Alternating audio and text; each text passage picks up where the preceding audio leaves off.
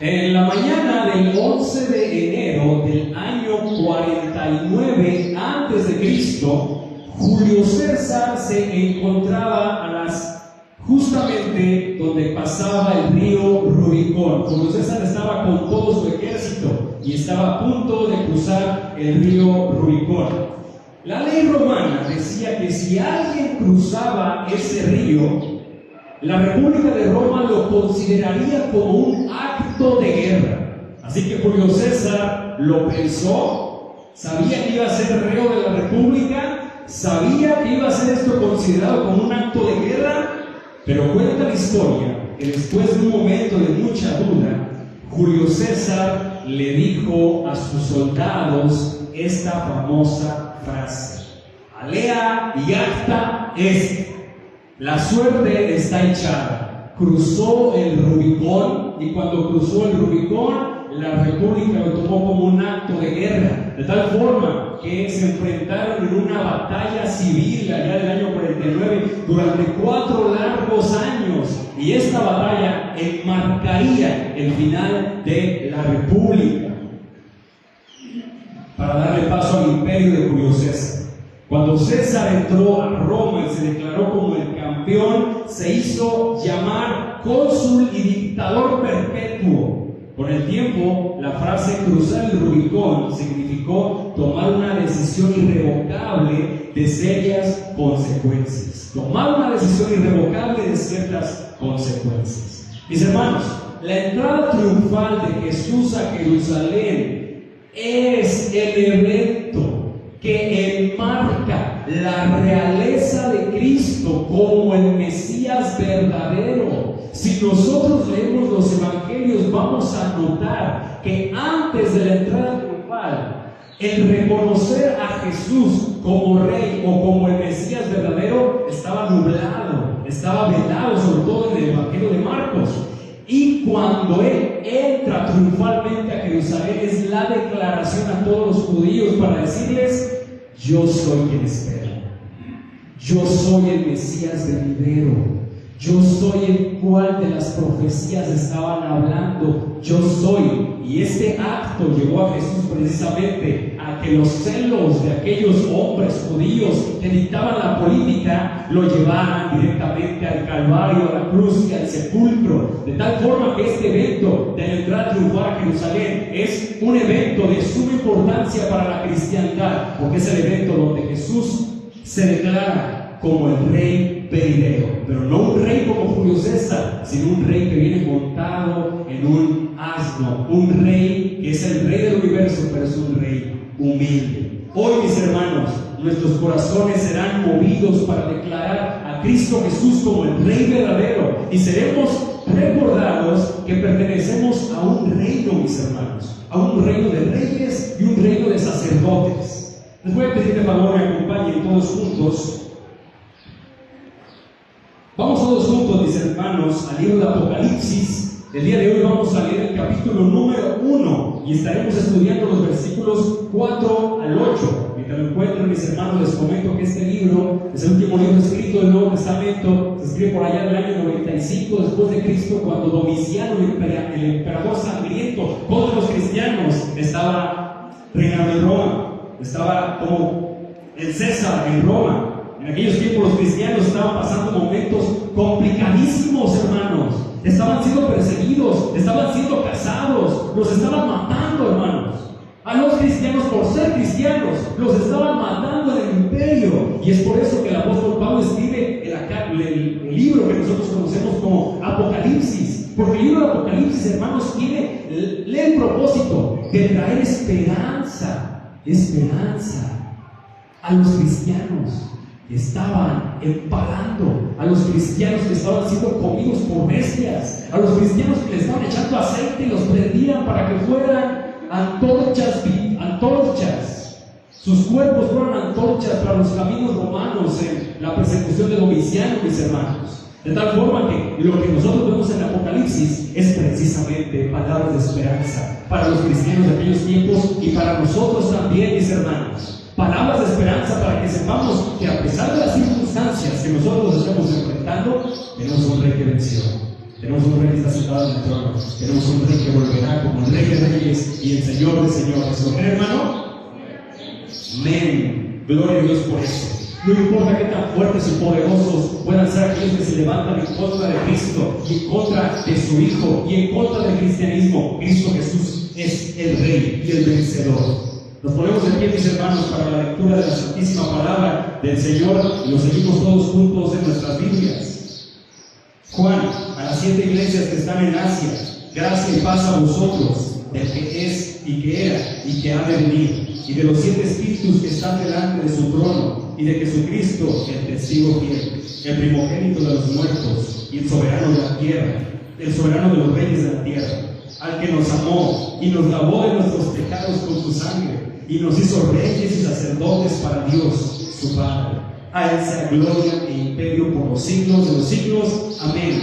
He aquí que viene con las nubes, y todo ojo le verá, y los que le traspasaron, y todos los linajes de la tierra harán lamentación por él. Sí, amén. Yo soy el Alfa y Omega, principio y fin, dice el Señor, el que es, el que era y que ha de venir, el Todopoderoso. Pueden sentarse, iglesia. Hoy recordamos, mis hermanos, la entrada triunfal de Cristo Jesús a Jerusalén. Dicho evento lo podemos encontrar en los 4 evangelios contados de diferentes maneras, y cada uno de los evangelios poniéndonos diferentes escenas acerca de la entrada triunfal de Jesucristo a Jerusalén. Los elementos que nosotros debemos de tener en cuenta para la entrada triunfal a Jerusalén y todo lo que sucedió en aquel momento son algunos que les voy a comentar. Número 1, la resurrección de Lázaro, mis hermanos. Jesús había resucitado a Lázaro en Betania. Betania estaba cerca de Jerusalén, a pocos kilómetros, dependiendo de cómo iban, pero a pocos kilómetros. Iban en caballo 15 minutos, iban caminando 30 minutos, 45 minutos, más o menos. De tal forma que muchos judíos en aquella víspera de nuestro diciembre, parte de enero, supieron lo que había sucedido con Lázaro y estaban impresionados de que Jesús había resucitado a Lázaro. Después, lo otro que nosotros tenemos que tener en cuenta es a un hombre. Y usted puede decir, ¿cuál hombre, pastor? A un hombre que era ciego, se llamaba Bartimeo. Todos los judíos iban pasando por donde estaba ese hombre en la ciudad de Jericó y lo veían y le daban dinero. Le soltaban dinero, pero ellos lo veían, le soltaban dinero, hasta que Jesús de repente va caminando por allí y aquel hombre le grita: Jesús, hijo de David, ten misericordia de mí. Jesús, hijo de David, ten misericordia de mí. Oh, precioso pasaje, hermanos, porque Jesús, en medio de una muchedumbre enorme, escucha a aquel hombre: ¿qué quieres que te haga? Le dice a Bartimeo, que recobre la vista. Y recobró la vista aquel hombre. Entonces usted tiene que tener en cuenta esto, porque son días atrás, de tal forma que lo primero que vemos en esta mañana del domingo es que Jesús manda a 2 de sus discípulos por un animalito, un burrito que estaba por allí destinado especialmente para Jesús, que de acuerdo con la divina providencia fue encontrado, porque no tenía que haber estado el burrito afuera con su madre. Ellos estaban atrás en los establos, pero fue encontrado tal cual como Jesús se lo dijo. Le traen el burrito al Señor, las personas se quitan lo que tienen encima, lo ponen como cabalgadura, y todas las personas que lo reconocen a Él empiezan a echar sus mantos y ramas de palma en el camino de Jesús. Pero hay otro elemento que usted tiene que tener en cuenta: la resurrección de Lázaro, el Bartimeo, cuando recobró la vista, y todos los 3 años de gira del ministerio de Jesús, en donde las multitudes se abalanzaban a Él. Ya en el último año Jesús ya estaba repeliendo a las multitudes. Pero esto lo tienen que tener en cuenta, porque lo que quiero decir es que ellos sabían, las multitudes sabían quién era Jesús y las señales que Él había hecho contra los demonios, contra las enfermedades, contra la muerte, resucitando a personas, hermanos. Esa es la historia. Y entra poderoso a Jerusalén.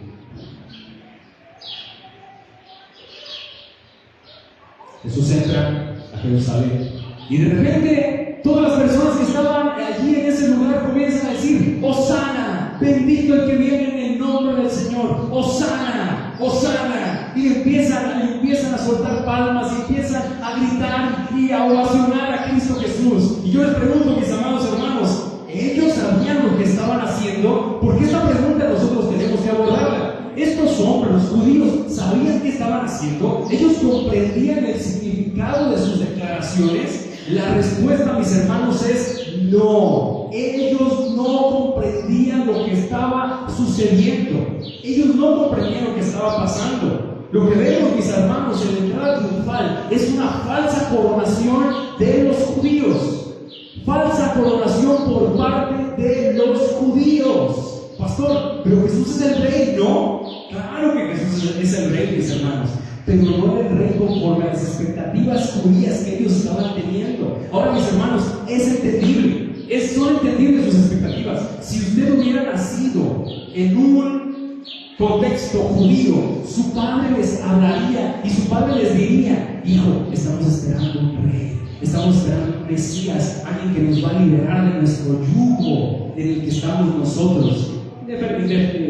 Dependiendo de los tiempos en los que usted se encontraba, en este caso el Imperio Romano, seremos librados del Imperio Romano por causa de nuestro Mesías, hijo. Ellos estaban esperando eso, estaban esperando un rey político, militar, que sacaría la espada y que aventaría para fuera, echaría fuera a los romanos, de tal forma que estos hombres dicen: ¡ay, es él! Está cumpliendo las señales. Bendito Hosanna, Osana, bendito el que viene en el nombre del Señor. Él es el Cristo. Él va a traernos paz, como lo dicen los profetas. Él nos va a traer libertad del Imperio Romano.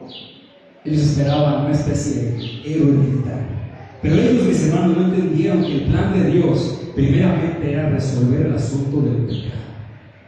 Primeramente resolvería el asunto del pecado, instauraría un reino espiritual y posteriormente, ahora sí, conforme a las profecías antitestamentarias, ahora sí instauraría un reino físico geopolítico en la tierra, como así lo había prometido en el Antiguo Testamento y en el Nuevo Testamento. Pero ellos, mis hermanos, creyeron que primero sería la parte militar, primero pensaron que sería la parte última, el aspecto geopolítico. De hecho, si usted lo recuerda, todavía después de la resurrección de nuestro Señor Jesucristo, ya están todos los discípulos en el monte de la Ascensión, allá en el monte de los Olivos, y van con Jesús: Señor, ahora sí vamos a sacar las espadas. Ahora sí, Señor, ya resucitaste, eres poderoso, ya tienes un cuerpo glorificado, qué mejor, ¿no? Ahora sí vamos más al frente, vamos a vencer a todos los imperios del mundo. Ahora sí vas a instaurar el reino en esta tierra. Y Jesús les dice: no les toca a vosotros saber los tiempos y las sazones. Y en ese momento asciende a los cielos. ¿Qué pasó? Pero dice: es poder, no haya venido sobre vosotros el Espíritu Santo. Y es como de: wow, ¿qué sucedió, no? O sea, era el momento, Señor, era el momento para ahora sí. No, porque hay un propósito detrás de esto: es instaurar el reino espiritual en la vida de los creyentes por medio de la iglesia que está siendo apenas fundada.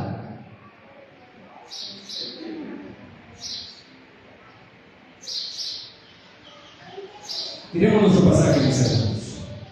Versículo 4. Juan, a las 7 iglesias que están en Asia: gracia y paz a vosotros, del que es, y que era, y que ha de venir, y de los 7 espíritus que están delante de su trono, y de Jesucristo, el testigo fiel, el primogénito de los muertos y el soberano de los reyes de la tierra. Fíjense nada más, mis hermanos, está hablando de Jesús, al que nos amó y nos lavó de nuestros pecados con su sangre, y nos hizo reyes y sacerdotes para Dios, su Padre. A Él sea gloria e imperio por los siglos de los siglos. Amén. Aquí 7 iglesias, mis hermanos, está refiriendo a Éfeso, a Esmirna, Pérgamo, Teatira, Sardis, Filadelfia, la Odisea, pero también el Espíritu Santo nos está hablando a nosotros. Lo que nosotros estamos viendo aquí, mis hermanos, es también para nosotros.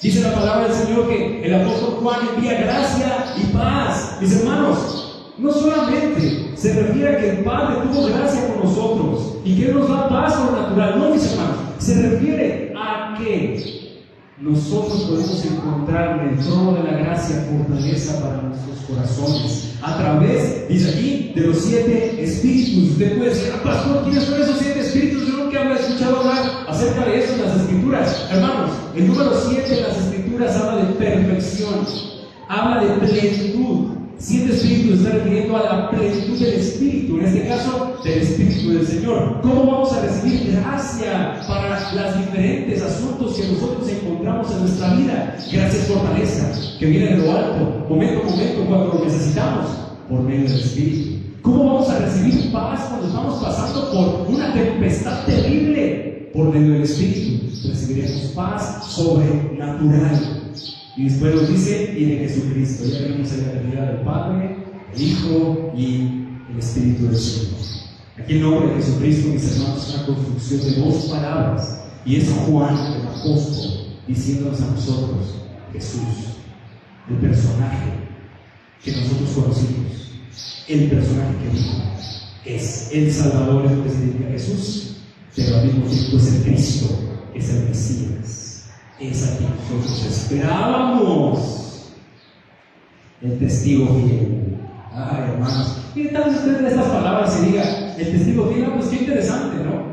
Mis hermanos, tal vez para nosotros no tenga un impacto, pero para aquellas personas que lo escucharon tuvo un hermoso impacto, porque estaban siendo perseguidos, porque estaban ellos a prueba. O te arrodillas ante el César, o te arrodillas ante Cristo. Si te arrodillas ante el César, salvarás tu vida. Si te arrodillas ante Cristo, la perderás. Muchos perdieron la vida, mis hermanos, y fueron testigos de la salvación de Dios. Recuerden que testigos viene del griego martus, donde viene mártir. Y dice aquí que Jesús fue el primer mártir por nosotros, porque Él sí, y nos dice ahí, porque Él sí es fiel. Él no va a traicionarnos. Él no nos va a traicionar. Él no se va a echar para atrás en ese sentido. Cristo Jesús es un Cristo que es fiel, es un Rey que es fiel, es un Mesías, es un Rey que Él es fiel, que no te dejó a ti y que fue hasta la muerte por ti, porque Él es fiel, iglesia. Nos dice la palabra de igual forma que Él es el primogénito de entre los muertos. Esto es una alusión, mis hermanos, a la resurrección corporal, pero también es una alusión a cómo Jesús nos trajo de entre los muertos para darnos a nosotros vida eterna. Él resucitó verdaderamente, corporalmente, y nos trajo a nosotros vida eterna por causa de su resurrección. Pero no solamente eso, mis hermanos, sino que también esto que nos dice aquí es una prueba viviente de que la muerte no seremos lo último que veremos, sino que también a la hora de que nosotros morimos, Él nos va a resucitar. ¿Ven, mis hermanos, cómo trae esperanza el libro de Apocalipsis a cristianos que estaban pasando por complejidades en su vida diaria? Y después dice, el soberano de los reyes de la tierra. Miren, hermanos, yo les pregunto a ustedes, ¿quién es el rey de los cielos? ¿Quién es el rey del universo? ¿Quién es el rey? ¿Quién gobierna en la actualidad las cosas que suceden? ¿Quién es el rey? ¿Quién gobierna? Cristo Jesús. Pero aquí, hermanos, los cristianos estaban subyugados por un tirano, Domiciano, el tirano que los estaba cazando, y le está diciendo al apóstol Juan, Él no es el rey. Tu rey es un rey verdadero. Tu rey es un rey que tiene todo bajo control. Así que esperanza, cristianos, esperanza. Mantengan su fe y no nieguen su fe, no traicionen su fe. Así como Él fue fiel, sean ustedes fiel. No lo traicionen a Él, no traicionen a Cristo. Cuando los pongan entre escoger la vida o la muerte, escojan la muerte. Sean testigos, sean mártires de Cristo. Y así lo hicieron los cristianos a lo largo de los tiempos. Se los dije hace ratito. Cristianos decían, no voy a adorar al César, no voy a adorar las imágenes del César. Y ahí tenías a todas las personas de la parte de atrás, que mueran los ateos, que mueran los ateos. El cristianismo se le llamó ateísmo porque ellos creían en solo Dios. Que mueran los ateos. Y los mataban, hermanos. Se los comían los leones, los agarraban, los empalaban, les echaban aceite y les prendían fuego. Fueron testigos, mis hermanos. A otros los quemaban en la hoguera. Fueron testigos, dijeron, yo no voy a traicionar a aquel que no me traicionó a mí, aquel que fue hasta la muerte por mí, aquel que venció la muerte por mí. Yo no lo voy a traicionar. Yo no voy a traicionar a mi rey, que tiene todo bajo control. Dice el pasaje, porque Él nos amó y nos lavó de nuestros pecados con su sangre. Oh, damas y caballeros, Él te ha amado con un amor eterno. Ese es nuestro Cristo. Tal vez nos desalentemos al ver que nuestros seres amados o nuestros seres queridos no nos aman como quisiéramos nosotros ser amados, pero hay alguien y que te ama con un amor eterno, del cual tú tienes que prestar conciencia a tu corazón, del cual tú tienes que decir a tu corazón: hey, en medio de tus flaquezas, en medio de tus dolores, hay alguien que te ama, que te ha amado con amor eterno. Decirle a tu alma: levántate. Hermano, Cristo Jesús, conociendo cada rincón de tu ser, conociendo todo lo terrible que has hecho, todo lo malo que has cometido, Él aún así decidió amarte. Él aún así decidió amarte. Y Él te perdonó, hermano, no solamente por los pecados que has cometido en el pasado, sino por aquellos que vas a cometer en el futuro. Imagínate, Él vio todo eso y dijo: aún así lo amo. A veces nosotros podríamos sentir repulsión por nuestro propio pecado y decirle al Señor: Señor, ya, ¿para qué me amas? Mira nada más, una basura que soy. Señor, ya no me ames. El Señor te dice aquí, lo acabas de ver, hermanos: al que nos amó, Él te amó. Ya no me ames, Señor, pero ahí está el Señor Jesucristo. Escuchó tu oración desde la eternidad. Dijo: no, yo voy a ir a la cruz por Él. Y te amó, y te amó. Y no solo eso, te lavó tus pecados. ¡Wow! Gloria a Dios por Cristo, mis hermanos. Él se entregó por ti. Él es el Rey. Él nos amó con un amor eterno. El Rey, mis hermanos, entró cabalgando en un burrito aquel domingo de Ramos. Lo hizo para ponerle fin a nuestro problema de pecado. Ese fue el problema más apremiante. Esa era la conquista que Él tenía que hacer. Eso es lo que Él tenía que conquistar. Era el primer imperio a vencer: la muerte. La muerte que nosotros habíamos provocado. Él tenía que vencer al reino de las tinieblas, al reino de la muerte. Y Jesucristo fue precisamente y dijo: yo voy a entrar y voy precisamente a promover que me crucifiquen. ¿Cómo? Entrando y cumpliendo la profecía de Zacarías capítulo 9. Voy a entrar en medio de Jerusalén para que me vean y vean que yo soy el Rey. Y los enemigos de Jesús llegaron y le dijeron: hey, ¿por qué no los estás callando? ¿Por qué no callas que están diciendo bendito el que viene en el nombre del Señor? ¡Cállanos! Y Jesús dijo: no lo voy a callar. Y si lo hiciera, y si lo intentara, lo seguirían haciendo. Con un proverbio lo dijo Jesús: si lo hiciera, con las tierras hablarían de mi realeza, de mi realeza. Él te amó, Él te amó y te redimió, como dice nuestro pasaje. Él lavó tu pecado, porque ya no había forma de lavar los pecados de mis hermanos. ¿Dónde estaba el arca del pacto en aquellos tiempos? No estaba. Los judíos tenían un templo, ¿y saben que había en ese templo, en el lugar santísimo? Había una piedra. No estaba el arca del pacto, no estaba en la tapa del propiciatorio, en donde se hacían los sacrificios por el pecado. ¿Qué adoraban los judíos? No había perdón de pecados, no había propiciatorio, hermanos. Era una religión vacía, el judaísmo. Pero Cristo Jesús fue nuestro sacrificio por nosotros, para lavarnos y perdonarnos y presentarnos delante del Padre. Así, hermano, tiene nada más lo que dice. Fíjense lo que dice, hermano. Y grábenselo en su mente, mi hermano. Yo no, si lo dice la palabra. Y nos hizo, ¿qué dice? Reyes y sacerdotes para Dios su Padre.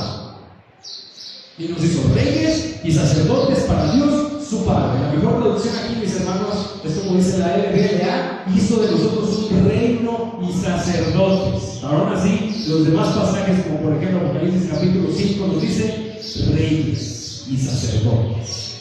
¿Qué significa esto, mis hermanos? ¿Qué significa esto de reyes y sacerdotes? Mis hermanos,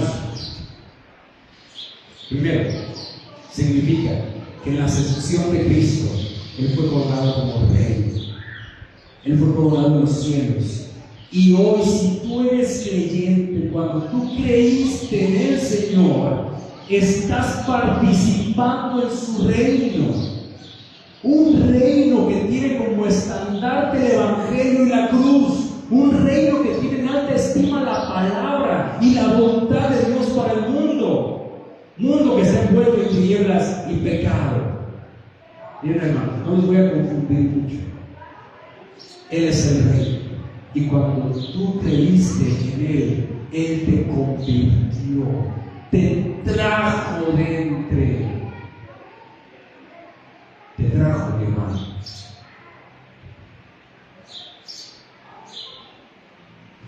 malo, débil y despreciable del mundo, y te llevó la posición como Cristo, y te trata como a Cristo lo trata. Eso es lo que significa. Que no te trata como una persona que está sucia por su pecado, sino que ahora te ha llevado a una posición como Cristo. Y ahora eres un hijo de Dios, y ahora eres adoptado por Dios, y ahora te ha levantado a una posición como rey. Bien, hermanos, el tema del reino en la teología se ha envuelto de controversias a lo largo de los siglos. Tenemos controversias que dijeron el reino va a ser un reino geopolítico y lo tenemos que imponer a la fuerza. Y tenemos que ir a todas las partes del mundo a imponerlo por la fuerza para que venzamos a las culturas y el reino de Dios pueda ser un reino mundial. ¿Quién hizo esto? El catolicismo romano, mis hermanos. El catolicismo romano hizo esto. Esta es una percepción, una concepción del reino. Tenemos por otra parte en la teología cristiana un reino total y completamente espiritual. Jesús vino a ser un reino total y completamente espiritual. Tenemos por otra parte, eso dicen los amilenialistas, tenemos por otra parte personas que dicen el reino del cual habla la Biblia no es ahorita, el reino del cual habla la Biblia va a ser hasta después, el reino milenial del Señor.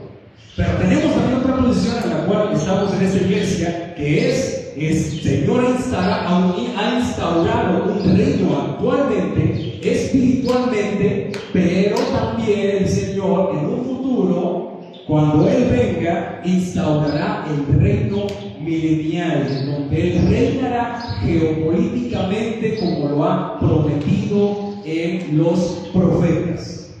Premilenialismo histórico. Hoy, mis hermanos, formamos parte del reino de Dios. Aquí quiero enfrascarme. Hoy, hermano, tú, por cuanto eres el rey verdadero, tú formas parte del reino de Dios. En este tiempo, mis hermanos, hasta que Cristo vuelva, formas parte del reino de Cristo. Has sido constituido, mis hermanos. Has sido constituido como rey. Y dice la palabra del Señor que reinarás juntamente con Cristo. Obviamente, mis hermanos, no seremos reyes en el sentido que nuestro Cristo lo es. Nosotros no tenemos prerrogativas infinitas como las tiene nuestro Cristo. Nosotros no tenemos autoridad infinita como la tiene nuestro Cristo. No, mis hermanos, nosotros somos criaturas. El término reino de Dios nos habla del trato de Dios con nosotros, para contigo, mis hermanos. Y gloria a Dios por eso. Y en este tiempo de la administración de la palabra, mis hermanos, nosotros tenemos que, como dice la oración del Padre nuestro, venga a nosotros tu reino. Nuestra oración, mis hermanos, es poder llevar el evangelio del reino a las personas en las que nosotros nos envolvemos.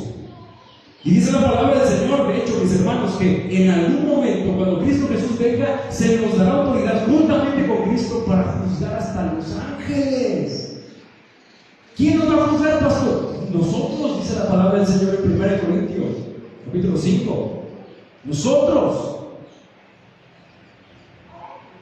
Ya con cuerpos glorificados, nuestra mente será una mente glorificada. Y Él nos va a agregar autoridad para sus propósitos y designios que el Señor así disponga. Hoy, iglesia, quiero decirte esto: perteneces al reino de Dios. Perteneces al reino de Dios. Y pertenecer al reino de Dios es que tu vida en lo individual sea llena del reino de Cristo.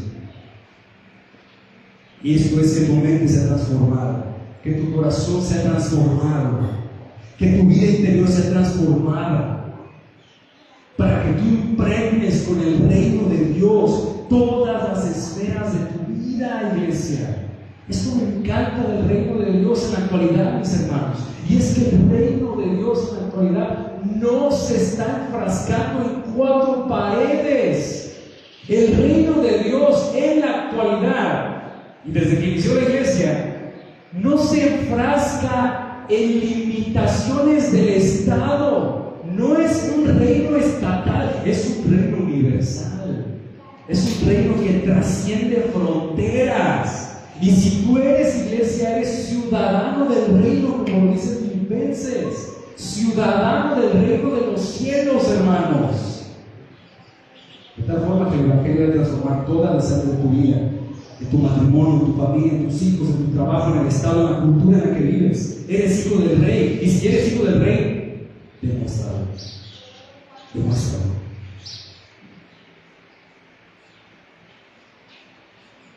Porque esto es maravilloso, hermanos. El reino de Dios no solamente te va a impregnar a ti, sino que el reino de Dios saldrá e impregnará lo primero que tienes, tu familia. Es en la familia donde el reino de Dios comienza a echar raíces profundas. Y aquí vale la pena hacer exhortación. Y te pregunto, iglesia, ¿cómo estás administrando el reino de Dios en tu familia? ¿Cómo estás mostrando la necesidad que tienes de Dios en tu hogar?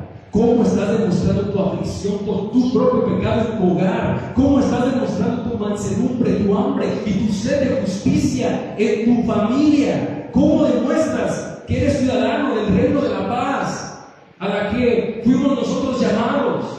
Y si prestan atención, mis hermanos, estoy recitando Mateo capítulo 5, las bienaventuranzas, donde se nos habla del carácter de los hijos del reino de los cielos. Hermanos, si eres cristiano, eres ciudadano del reino de los cielos. Y si eres ciudadano del reino de los cielos, sí, hermano, si has sido tú levantado de entre la miseria hasta la posición real juntamente con Cristo, el primer lugar donde demuestras que eres hijo del reino es en tu familia. No hay más. Es allí, no hay más. Allí demuestras que eres un hijo del reino de los cielos. O demuestras que no lo eres. O demuestras que eres parte del reino de las tinieblas. Miren, hermanos, el reino de las tinieblas tiene muchos adeptos. Y el reino de las tinieblas es facilísimo, hermanos, que se expanda. El reino de las tinieblas promueve el terror. El reino de las tinieblas promueve el miedo. ¿Usted qué cree, mi amado hermano, que reina en la ciudad de Uruapan, Michoacán? ¿El reino de los cielos o el reino de las tinieblas? El reino de las tinieblas, ¿cómo lo sabemos? Así se puede expandir el terror y el miedo en esta ciudad. Pero qué difícil, mis hermanos, es que la esperanza se expanda en una ciudad como Evangelio. ¿Y quiénes son los que llevan el evangelio de la esperanza, mis hermanos? ¿Quiénes son aquellos que portamos la buena noticia del evangelio de Cristo? Nosotros, mis hermanos. De tal forma que cuando el reino de las tinieblas comienza a echar raíces en tu corazón, mi hermano, sácalo con este pasaje y recuerda de tu corazón quién es el que está gobernando, quién es el que está reinando y cómo verdaderamente hay esperanza viva en Cristo Jesús, mis hermanos. Hermanos, a los cristianos que les fueron mandadas estas palabras estaban mucho peor que nosotros. ¿O alguno de ustedes teme venir a la iglesia, mis hermanos? No. Ninguno de nosotros tememos venir a la iglesia o tenemos miedo de estar en este lugar. No, mis hermanos, estas palabras son esperanza para nosotros, son esperanza para ti, son esperanza para tu vida, mi hermano. Ve e impregna con el evangelio del reino tu familia, ve e impregna con el evangelio del reino tu trabajo, mi hermano. Y si eres estudiante allí con tus estudios, no seas como aquellos que tienen el reino de las tinieblas. No tengas los valores del reino de las tinieblas. No copies en los exámenes. No hagas trabajo, no seas holgazán en tu trabajo en ese sentido. Trabaja verdaderamente. Utiliza bien el tiempo. Demuestra que eres un ciudadano del reino de los cielos. Un hermano, lo escuchamos aquí en este lugar, que dijo: a mí me odiaban en mi trabajo porque hacía las cosas bien, porque demostraba el evangelio del reino, y me odiaban aquí en mi trabajo. A mí la otra vez un policía, que lo que les digo, un policía se enojó conmigo, le di la mano, le dije: buenas tardes, yo le dije: no me dijo nada, no me hizo así, y se fue. Porque uno mantienen los valores del reino, evidentemente. Ve y transforma en otro lugar de trabajo, hermano. Somos ciudadanos del reino. De igual forma, podemos nosotros transformar los gobiernos. Pastor, ¿cómo que transformar los gobiernos? Sí, mis hermanos. Claro que sí. Y esto ha sucedido a lo largo de la historia. San Agustín transformó su iglesia. desde sus momentos, desde sus raíces, desde sus tiempos. Y obviamente podemos hablar acerca de la reforma de 1517, donde las instituciones fueron tambaleadas por completo, primordialmente obviamente la institución romana, para que fuera reformada otra vez como lo hizo San Agustín en su tiempo, pero no quisieron en ese sentido, no quisieron ser transformados. Y mi hermano, por causa de la reforma de 1517, tenemos que las instituciones son pura y netamente cristianas, aquellas instituciones que son buenas para el Estado, los pesos y los contrapesos para los gobiernos, la justicia basada en los valores de la Escritura. Nuestro occidente y nuestra civilización está fundamentada en los valores cristianos, mis hermanos, y en la cristianización de los imperios, para bien o para mal. Nuestros sistemas educativos están basados en aquello que John Knox hizo allá en Escocia por causa de la reforma. Y usted me va a decir que el cristianismo no puede transformar los estados. Yo les digo, sí se puede. Y lo ha hecho, mis hermanos. Hace una semana estaba muy triste, porque en medio de la ilegalidad, este gobierno que tenemos en la actualidad, en Yucatán, en medio de la ilegalidad, promulgó y aprobó la despenalización del aborto en México. Hoy por hoy nuestra política está teñida de corrupción y una cultura de la muerte por todos lados. ¿Cómo es posible que aquel que tiene la espada desenvainara la guarde?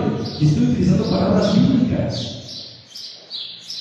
Al Estado se le ha dado la espada para mantener a raya las inseguridades, y no lo vemos en la actualidad. Es necesario orar, mis hermanos, evidentemente por aquellos que están en el gobierno, pero lo que estoy diciendo aquí es que el reino de Dios también impregna aquellos lugares, con creyentes quienes están allá oponiéndose y se opusieron, hermanos. Hubo oposición para esto, pero en medio de la ilegalidad, a pesar de que no había consenso en Yucatán, lo hicieron y lo aprobaron. La parte de constitución. Hay épocas, mis hermanos, en donde el reino de Dios ha podido hacerlo, hoy también puede ser. Sé, mis hermanos, que a veces parecerá estamos perdiendo nosotros, que a veces el reino de los cielos parecerá que está perdiendo influencia en nuestra cultura, parecerá que está perdiendo influencia en nuestra nación. En los periódicos, decía el hermano, mejor me quería salir, porque vemos cosas terribles en este lugar, en nuestro estado, en nuestro país, en el mundo. Hay hambre, hay guerras, hay pleitos. Parece que estamos perdiendo como ciudadanos del reino de los cielos. La gran realidad, mis hermanos, es que esto va a acontecer. El reino de los cielos por un momento se debe replegar, pero nunca va a morir, mis hermanos. Ha de acontecer que las fuerzas del infierno se han de oponer en contra del reino de los cielos y lo hacen. ¿Usted cree, mi amado hermano, que el enemigo no se está oponiendo a la obra que NASA se está haciendo en la actualidad? Sí. Y solamente necesitamos atacar nosotros. Sí. Sí se está oponiendo. O el esfuerzo que las iglesias en Michoacán estamos haciendo, sí se está oponiendo. Y parecerá que a veces estamos perdiendo, mis hermanos. Pero la pérdida no significa que Cristo no siga siendo rey. Y eso los cristianos del primer siglo tenían bien presente. Sabían que no importaba el dolor y el sufrimiento. Sabían que serían hechos testigos de Cristo a través de la persecución. Y sabían que Cristo seguía siendo el rey. Y tú tienes a un Esteban que cuando comienzan a apedrearlo, él voltea y mira a los cielos. ¿Y cuáles son sus palabras, mis hermanos? Estoy viendo a Cristo sentado a la diestra del Padre.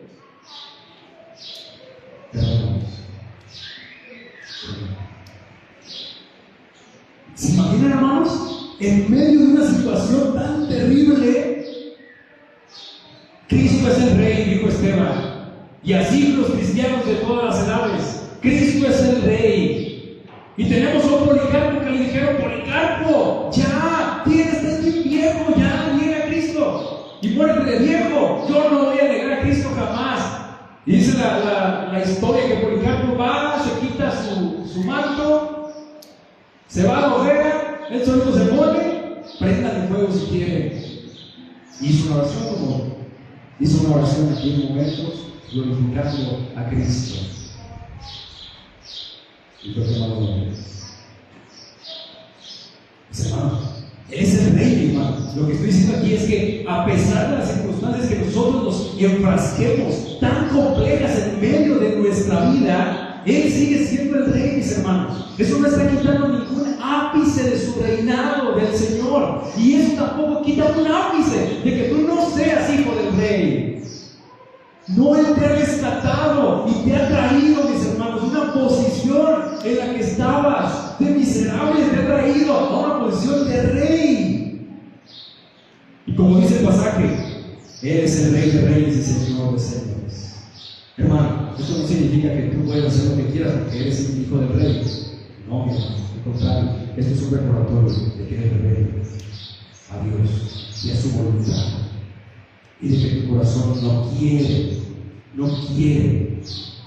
tener los valores del reino de Cristo, y del cual tienes que vencer por la gracia que el Padre te da a través de su Santo Espíritu, la rebeldía en tu corazón, mis hermanos. Esto es un ánimo que el apóstol Juan te está haciendo. Ya no eres el hijo pródigo que está allá revolcándose en la suciedad y en la mugre. Ahora eres un hijo del Rey. Se te han puesto una vestimenta, se te han lavado, te han puesto un anillo, te han puesto el calzado, han hecho fiesta porque eres hijo de Dios.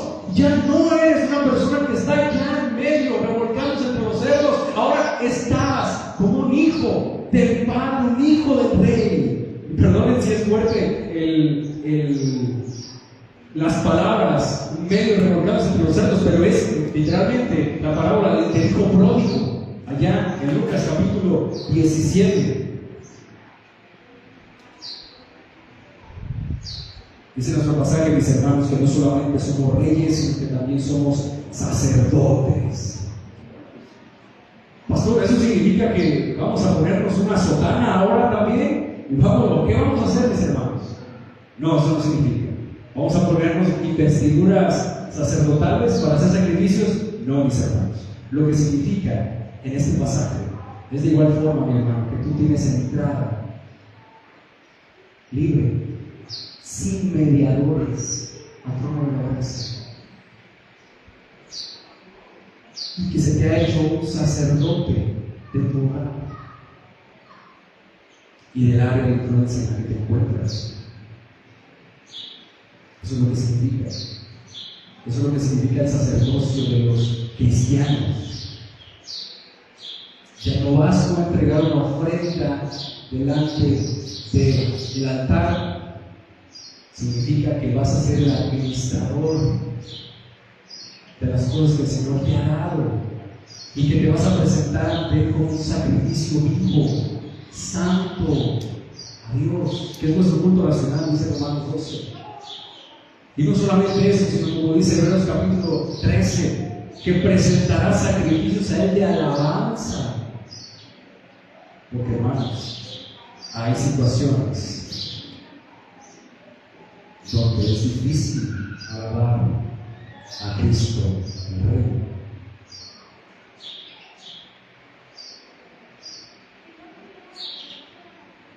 Hay situaciones donde es difícil alabar a Cristo, el Rey, pero tu sacrificio es presentarte en alabanza a Él, también en medio de situaciones complejas.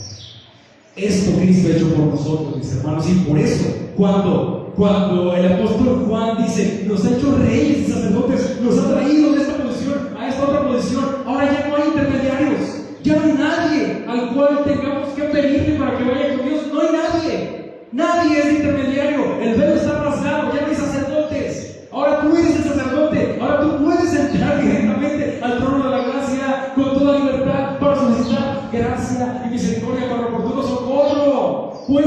hacerlo. Puedes hacerlo con toda libertad. Y esto lo hemos dicho al catolicismo romano hasta el cansancio. No requerimos mediadores.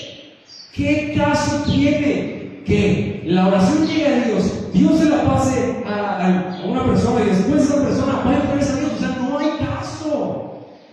No hay sentido en eso. No hay sentido en eso. Ya la palabra del Señor nos dice que somos sacerdotes. Ya no hay mediadores. El único mediador es Cristo y punto.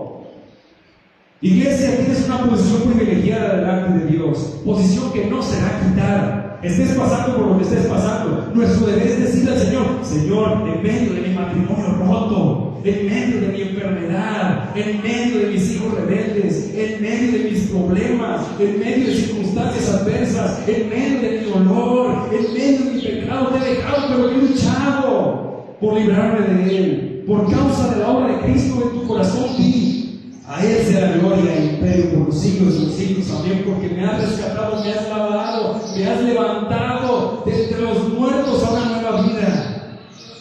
Y me has hecho un reino de reyes y sacerdotes. Y dice el apóstol Juan: a Él sea la gloria y imperio por los siglos de los siglos. Amén. Mis hermanos, yo pasé por un cáncer y un tratamiento terrible, del cual hasta el día de hoy tengo marcas en mi propio cuerpo. Y yo les digo: a Él sea la gloria. Tengo diabetes, mis hermanos. Y es complicado los alimentos que tengo que comer y la forma de vida que tengo que llevar. A Él sea la gloria, mis hermanos, por lo que me permite pasar. A Él sea la gloria. Mi vida está escondida en Cristo, mi cuerpo la envidecerá. Sé que voy a morir en algún momento, pero a Él sea la gloria, mis hermanos. A Él sea la gloria por los siglos de los siglos, porque me ha hecho un reino de reyes y sacerdotes. A usted y a mí. Sí, cuando esté pasando por momentos complicados, a Él sea la gloria. Porque es el Rey. Porque Él es el Rey. Y porque me ha levantado de aquella condición terrible. Desde los mendigos a la realeza. Es un Rey que está cercano a nosotros, muy cercano a nosotros. Termino con el versículo 7 y 8. He aquí que viene con las nubes, y todo ojo lo verá, y los que les traspasaron, y todos los linajes de la tierra harán admiración por él. Sí, amén. Yo soy el Alfa y la Omega, principio y fin, dice el Señor, el que es, y que era, y que ha de venir, el Todopoderoso. Y vendrá la iglesia. ¿Lo crees? ¿Lo crees? Todo ojo le verá. Todos aquellos que fueron incrédulos lamentarán no haber hecho caso a la voz de su conciencia, como dice el pasaje. Él es el Rey, Iglesia, Él es el Alfa y la Omega. En el alfabeto griego, el Alfa es la primera letra, la Omega es la última letra. ¿Qué significa esto? Él es el Creador, Él es el Rey del universo, Él es el Padre del universo, Él es el Padre que es nuestro. ¿Y qué significa la Omega? ¿Terminación? No, la Omega significa nuevos cielos, nueva tierra, creados de nuevo por Él, por Él. No estaremos, mis hermanos, en la eternidad con vestiduras blancas y con una trompetita delante del trono de la gracia. No, mis hermanos, estaremos en un nuevo cielo y una nueva tierra creada por el Señor, por nosotros. Un nuevo cielo y una nueva tierra como la que vivimos el día de hoy, pero diferente, en el mejor de los sentidos, sin pecado. Iglesia, de nuevo, Él está por venir, iglesia. Él está cercano, iglesia. Muy cercano, las señales ya están dadas. Sin humildad podemos decir: la gran mayoría ya se cumplió, o puede cumplirse en el futuro, pero la gran mayoría ya se cumplió. El Rey está cerca, el Rey está por venir, hermanos. ¿Cómo te va a encontrar, iglesia? ¿Esperas su regreso, iglesia? Espera a tu Rey.